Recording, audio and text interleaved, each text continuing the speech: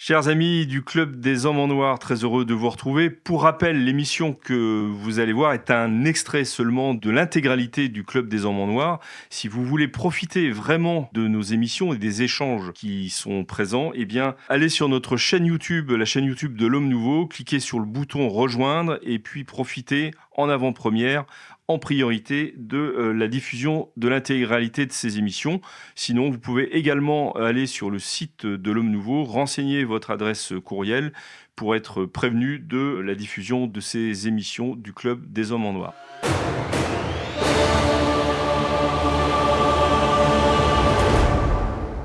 Y a-t-il des limites à la liberté d'expression? Peut-on tout dire et doit-on tout dire?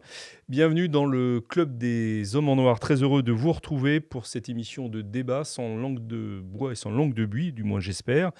Vous l'aurez compris, nous parlerons aujourd'hui de la liberté d'expression que beaucoup considèrent comme très menacée aujourd'hui et dont ils réclament sinon l'extension, du moins le respect. Pour s'exprimer sur ce sujet, je reçois l'abbé Guillaume de Tanoirne. Monsieur l'abbé, bonjour. Bonjour Philippe.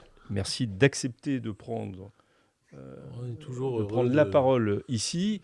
De réfléchir avec vous. À réfléchir, c'est un bien grand mot, mais je vous remercie. À côté de vous, Richard de Sèze, qui n'est pas abbé, d'ailleurs ça se voit, mais il a une belle veste noire. Oui, dress code.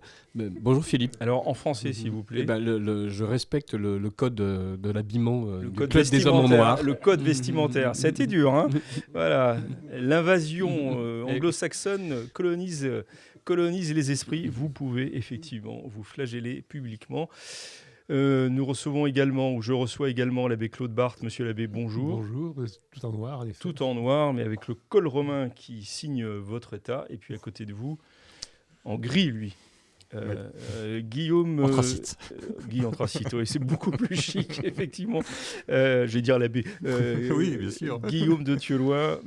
Cher Guillaume, bonjour. Bonjour Philippe et Merci, bonjour aux auditeurs. Également de votre présence. Alors vous êtes tous, tous les quatre, je vous ai gardé depuis la dernière fois, mais vous êtes tous les quatre des hommes qui vous exprimez dans les journaux, dans les revues, à la télévision, à la radio. Donc vous êtes au premier chef concerné et pratiquant, j'allais dire, de la liberté d'expression. Vous êtes d'accord avec ça, avec cette présentation? Richard, aujourd'hui, vous êtes d'ailleurs, on peut le rappeler, directeur de la rédaction de Radio Courtoisie. Monsieur l'abbé, vous êtes directeur de la rédaction, rédacteur en chef, je ne sais plus. De Mondévy. De Mondévy, qui est un magazine qui paraît magazine mensuel, qui est à la fois catholique et français, et toujours. Français. Voilà. Toujours ou pas toujours? Oh, toujours. Toujours.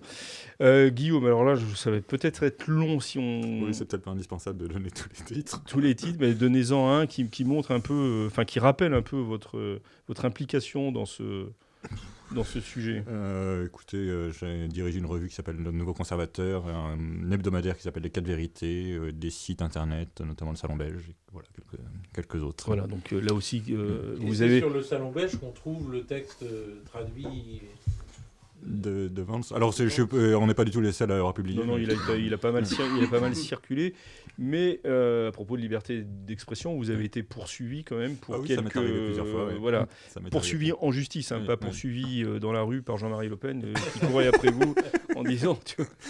Voilà, je suis pas rouquin. Ouais, vous n'êtes pas rouquin. Donc cette question de liberté d'expression, vous la connaissez bien. Et vous, monsieur l'abbé, vous écrivez des livres et vous avez un site internet. Ah oui, j'ai un site internet. Très moderne, vous, en fait. Oui, Resnové. Resnové. Justement. Resnové, pour ceux qui n'entendent pas le latin aussi. C'est-à-dire les choses nouvelles, mais les choses révolutionnaires nouvelles. Chers amis, vous êtes de plus en plus nombreux à regarder les vidéos du Club des Hommes en Noir, et cela nous touche énormément. Mais savez-vous que la plupart des gens qui regardent nos vidéos ne sont pas abonnés à la chaîne de l'Homme Nouveau, et ça change tout. Parce que plus d'abonnés, ça veut dire plus de visibilité, et donc plus de contenu à vous proposer. Donc si vous n'êtes pas abonné, s'il vous plaît, cliquez sur ce petit bouton, ça prend 2 secondes et cela nous aide énormément. Bonne vidéo. Ah, et vous êtes un révolutionnaire. Non, je parle de choses, de faits révolutionnaires. Mais je ne demande pas mieux que de changer le titre de mon site, ce qui viendra un jour, certainement. D'accord, c'est un appel. Il y a... Et alors, quand vous dites les choses révolutionnaires... Non, je parle de la révolution essentiellement dans l'Église. Dans l'Église, hein, c'est ça, oui, que ceux qui vous entendent Oui, comprennent il bien. s'agit de réflexion, d'information religieuse. Religieuse, et particulièrement donc sur ce qui se passe à Rome. Oui. Et ailleurs. Et dans une perspective qu'on nous qualifiait autrefois, et encore il y a quelques années, de restaurationniste. Oui, ça non, vous parce va que ce terme? Non, pas tout à fait, parce Pas que le tout à fait. restaurationnisme, on l'appliquait depuis 85 à ce dont je parlais dans une précédente émission, à savoir l'hermétique de réforme de la continuité. J'irai plus loin, disons, dans mon restaurationnisme. Il s'agirait plutôt, ce serait méchant ou pas méchant, j'en sais rien, on parlerait plutôt d'intégralisme. Oui, alors c'est une ancienne notion. C'est une ancienne notion. On va s'arrêter là, parce Voilà, que là, si on parle là-dessus, effectivement, c'est un autre débat. Revenons à la liberté d'expression. Question vraiment très, très, très basique, si je puis dire. Est-elle menacée aujourd'hui en France ou pas? C'est d'être menacé, là, il n'y en a plus, donc c'est pas compliqué. Ah oui, d'accord. Il n'y a plus de liberté d'expression. Ce qu'on est en train de faire librement, tranquillement, devant une caméra, diffusée sur les canaux habituels. En fait, Donc oui, mais ça va permettre de poser justement... Pour que les choses soient claires, il n'est pas possible d'appliquer la loi complètement. C'est pas possible. Et la loi a été pensée pour ne pas être applicable. Donc il y a une espèce d'épée de Damoclès qui est suspendue sur la tête de toute personne qui parle, qui est que nous sommes tous passibles de la loi Pleven et compagnie qui va derrière. Alors la loi Pleven, ça remonte quand même loin. Ça remonte à 72, et en fait, alors je ne sais pas du tout si Pleven avait ça en tête, mais le principe, c'est que dès l'instant que vous définissez quelque chose, vous discriminez, or la discrimination est pénalement poursuivable. Et donc, ça veut dire que si je dis que Richard de XVI est blanc, théoriquement, il peut me poursuivre en justice. Je n'en ferai rien. C'est très aimable. Et nous voilà rassurés. Mais c'est uniquement au nom de la liberté d'expression. Non, mais c'est très intéressant. C'est-à-dire que nous pouvons effectivement nous exprimer tant qu'on ne décide pas quelque part que ce que nous avons dit est déplaît à quelqu'un. Déplaît ou, et punissable, etc. Pardonnez-moi. Mais c'est une émission de débat. Donc quand vous pouvez j'entends ne pas dire que être la d'accord. liberté d'expression n'existe plus en France, c'est un peu comme quand Richard Millet nous explique qu'il n'y a plus de littérature française, quoi. Bon, visiblement, soit il ne lit pas tout, soit il ne lit plus rien. Il y a une grande richesse, en fait. Il a un petit côté polémiste, en fait. Il y a un nombre incroyable de gens qui s'expriment en France et qui ne sont pas encore judiciarisés. En revanche, Guillaume de Thiolot a raison. Il y a de plus en plus d'occasions de se faire judiciariser. C'est-à-dire, voilà, on peut... là, par exemple, Radio Courtoisie vient de gagner un procès au bout de 2 ans contre une association où, comme on avait dit que les salles de shoot mettaient en péril les gens qui habitent à côté des salles de shoot, une association nous avait attaqué en justice. De contraire, n'importe qui peut accuser n'importe qui d'avoir été haineux, avec en plus des concepts comme la haine, donc voilà, on ne sait pas ce que ça veut dire. On voit bien qu'il y a un mouvement législatif où on est prêt à criminaliser ceux qui... se contentent de mettre en doute le fait que l'avortement soit la meilleure des solutions possibles, sous le meilleur des ciels possibles. Voilà. Donc, bien sûr, il y a un dogme qui essaie de s'installer de la façon la plus forte. Mais il y a des dizaines de sites, des centaines de titres, il y a des millions de gens qui s'expriment librement et qui ne sont pas judiciarisés. Oui, mais est-ce que vous êtes d'accord avec cette idée d'épée de Damoclès qui pend oui, au-dessus de nos têtes? Oui, c'est-à-dire en fait, si le gouvernement et les idiots utiles que sont les associations humanistes veulent attaquer tout le monde, elles le peuvent. Et avec en plus une justice qui serait capable d'admettre la recevabilité de toutes les plaintes. Et qui, dans la plupart des cas, et dans ce cas-là, les admet. Oui. Ce que les tribunaux classent sans suite, c'est plutôt les attaques aux personnes et aux biens. C'est pas les discours de haine. Les discours de haine, eux, sont réchauffés régulièrement. Monsieur Levet de Tanoir, vous vouliez... je vais peut-être oui. vous choquer, mais je crois que les discours de haine doivent être poursuivis. Le problème, c'est qu'est-ce qu'on appelle un discours de haine ? Et le problème est en deçà. Que la loi Guesso, par exemple, représente une sorte de monopole du discours de haine, ou de ce qu'on appelle en France le discours de haine, montre bien son insuffisance. Il faudrait l'étendre. Il faudrait l'étendre à d'autres occasions de discours de haine que ceux dont il est question. La supprimer, parce qu'avant ça, il y avait une loi sur la liberté de la presse qui disait justement les attaques aux personnes sont interdites. Et c'était très bien. Enfin, évidemment, tout le monde considère comme inadmissible d'attaquer bassement les gens. Alors pardon, mais je vous interromps là. Vous avez fait référence à la loi Guesso.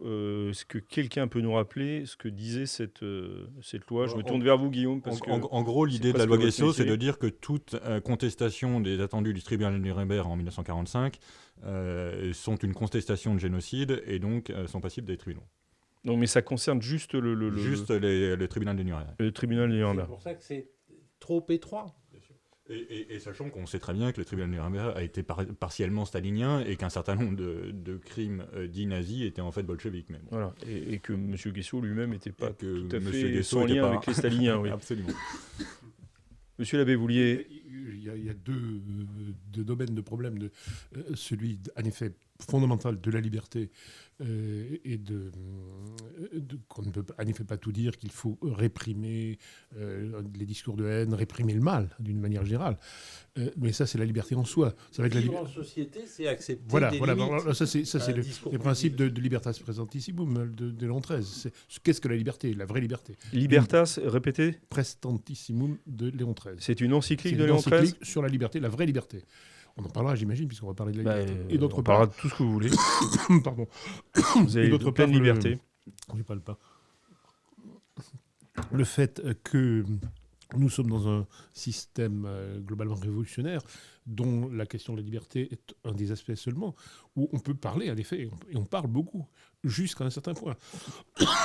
Quand on est jugé, quand on juge, qui juge, j'en sais rien, mais qu'on met en danger le système en question, alors là, on vous tombe dessus. C'est-à-dire quand on est contre la République ou contre la démocratie. Contre la République, contre la démocratie moderne, contre, on va dire, le système, pour dire les choses globalement. Il y a de nombreux exemples de l'histoire, ne serait-ce que pour les élections, par exemple. On va permettre des élections libres, bien sûr, jusqu'au moment où les élections sous le directoire s'avèrent donner une majorité royaliste. Donc termine les coups d'État. C'est pas pensable. On va permettre à une association, à une radio, à un journal de dire des choses jusqu'au moment où on va estimer qu'elles mettent en danger les principes même Et les valeurs sur de la lesquels République. repose la société. C'est ce qui s'est passé récemment, peut-être en Roumanie. Je ne sais pas si on peut. Alors oui, mais là, un degré moindre, c'est celui en effet. Alors là, on tombe dans le cadre dressé par Vance sur la liberté en Europe, dans une Europe démocratique. Donc Vance, c'est le vice-président Vice-président des États-Unis, et on fait allusion au discours qu'il a prononcé à la réunion de Munich sur la sécurité européenne. Il a défendu les gens qui, aux États-Unis, priaient à 200 mètres d'un avortoir. C'est très, très courageux, là. Il faut reconnaître que ce qui se fait aussi en France. L'exemple qu'il a pris est très difficile à manier, parce que l'avortement est aujourd'hui une loi et on doit faire respecter les lois. Oui, mais là aussi, dans l'exemple qu'il prend, c'est quelqu'un qui prie silencieusement Et qui n'empêche pas en souvenir de l'enfant que sa compagne et lui ont décidé d'avorter. Et donc le simple fait d'avoir une prière silencieuse a paru aux forces de l'ordre être attentatoire. Et donc c'est exactement ce qui se passait d'ailleurs avec les veilleurs au moment de la loi, qui priaient silencieusement devant le ministère de la Justice où trônait Taubira, et que les flics arrêtaient sous des prétextes évidemment fallacieux et illégaux, puisqu'on les accusait de manifester alors qu'ils étaient immobiles et isolés. Voilà. Et donc il y a bien effectivement un problème de liberté d'expression, et effectivement en Roumanie, puisque le peuple vote mal, changeons de peuple, et Thierry Breton qui explique, et d'ailleurs Vance y faisait allusion, et si jamais le peuple allemand vote mal, eh bien là aussi on fera en sorte qu'il vote mieux. Aujourd'hui, il nie avoir dit cela. Oui, il l'a écrit. Dans la dernière Vous parlez émission. de Thierry où je Breton, l'ai là. vu, oui. Mais alors, revenons au fond du problème, En quand fait, même. le fond du problème, c'est que on est très énervé quand on est à droite de ne pas pouvoir dire tout ce qu'on a envie de dire, quand on voit ce que la gauche se permet de dire, quand Rima Hassan et Jean-Luc Mélenchon disent ce qu'ils disent. Autrement dit, quand Jean-Luc Mélenchon fait la promotion du grand remplacement à la place de cet écrivain maudit. Renaud Camus. Quand Renaud Camus en parle, il se retrouve dans les tribunaux. Quand Jean-Luc Mélenchon dit exactement la même chose, on applaudit les cas de fer. Oui, enfin, quand même, le Mélenchon n'est pas très très bien vu non plus des je parle juste de la judiciarisation de la chose. Donc voilà, donc on est très énervé. Mais le vrai problème, c'est surtout, effectivement, dans quelle mesure la liberté d'expression absolue est-elle bonne ? Chers amis, vous êtes en train de regarder le Club des Hommes en Noir. Je me permets juste de vous dire que saint Ambroise disait que nous ne serons pas jugés sur ce que nous aurons donné, mais sur ce que nous aurons gardé. Vous nous regardez ? Eh bien, ne gardez pas pour vous tout cela. Donnez-vous. Allez maintenant dans la description de la vidéo pour effectuer votre don. Un grand merci.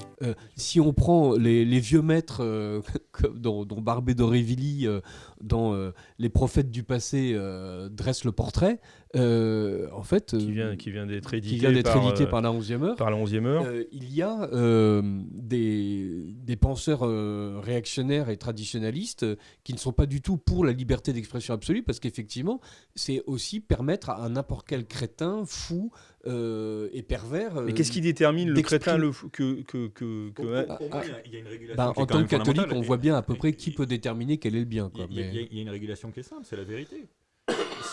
Si c'est vrai, ça devrait pouvoir être visible dans mais qu'est-ce que... Pardon de faire Pilate, mais qu'est-ce que la vérité ? On est dans un monde alors ça, pluriel. C'est très simple, on va vous l'expliquer en 2 minutes. Voilà. Non, mais on est dans un monde pluriel, fragmenté, démocratique, etc. Non, vous savez, par exemple, qui est fondé sur la non-vérité. Juste un exemple. Guillaume dans la Dufleur. loi de 1881 sur la liberté de la presse, la diffamation connaît une exception qui est l'exception de vérité. C'est-à-dire que si je dis qu'un tel est une crapule et que je peux démontrer que c'est une crapule, je ne suis pas normalement poursuivable. Aujourd'hui, l'exception de vérité a sauté. C'est-à-dire que la jurisprudence ne considère plus que ça soit justifié. Donc vous pouvez arriver à un procès en diffamation, vous dites attendez, j'ai les preuves, et on s'en fout. Vous vous en foutez, c'est quoi le sens du débat public dans ces cas-là ? On s'en fout. Et donc, pour moi, je ne dis pas du tout que ça soit si facile que ça de définir la vérité. Je dis simplement qu'il y a des vérités qui sont facilement prouvables, enfin pas forcément facilement, mais qui sont prouvables. Et bien ces vérités-là ne sont plus reçues comme régulation du débat public. Et du débat public. Oui, vous avez raison, mais enfin, Monsieur il Labébart. faut faire respecter dans la loi, comme on voulait faire respecter le mariage républicain. Vous voyez ce que je veux dire.